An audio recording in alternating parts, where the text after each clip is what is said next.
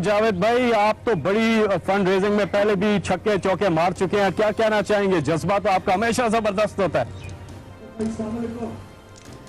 बस मुझे तो अभी तो ये हमारे प्राइम मिनिस्टर साहब इमरान भाई से मैं यही कहूंगा कि हमारी तो किस्मत में ये रह गया कि मांगते ही रहो, क्योंकि इस शख्स ने बचपन से ही, जब से हमने खेलना शुरू किया, हॉस्पिटल बनाए, मांगते ही रहे। और आज भी प्राइम मिनिस्टर को वो चीज, क्योंकि जो खाने वाले थे वो तो निकल गए, किसी ने मुल्क का सोचा नहीं। और मुझे उम्मीद है कि अब इंशाल्लाह Pakistan is in good hand, तो ये भी आजमाइश है और इंशाल्लाह निकल जाएगा। अगर मैं सिर्फ ये चाहूंगा कि इमरान भाई को ये कहूंगा कि इमरान साहब पीएम साहब को मेरे से कोई एक दफा मीटिंग कर ले, यहां तक कि मेरे पास वो आइडिया है कि पूरे पाकिस्तान का कर्जा भी उतर जाएगा। अब तो आई हैव आपको पता है कि मैं कैलकुलेटर हूं,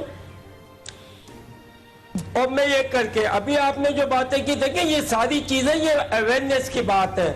आज हमारे मुल्क में जिस तरीके से मुल्क में, जैसे इमरान भाई ने बताया कि मच्छर कॉलोनी, वाकई हकीकत, आप हकीकत को तो समझें। इस मुल्क की हकीकत यह है कि ये वायरस नहीं रुक सकता।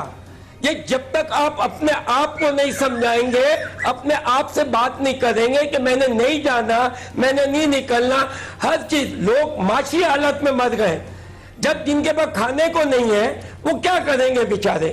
तो हर चीज मजबूर है, और मजबूरी के तहत ये आदमी को अपना समझना होगा। दुनिया में प्राइम मिनिस्टर जो होता है वो सिर्फ लुक आफ्टर करता है, और चलाने वाले अवाम होती है, अवाम की बेस पे चलता है। जावेद भाई, जो इस कौम का जज्बा है, जिस तरह तो से इस टेलीथॉन में लोग शिरकत कर रहे हैं, उनका जज्बा खिराज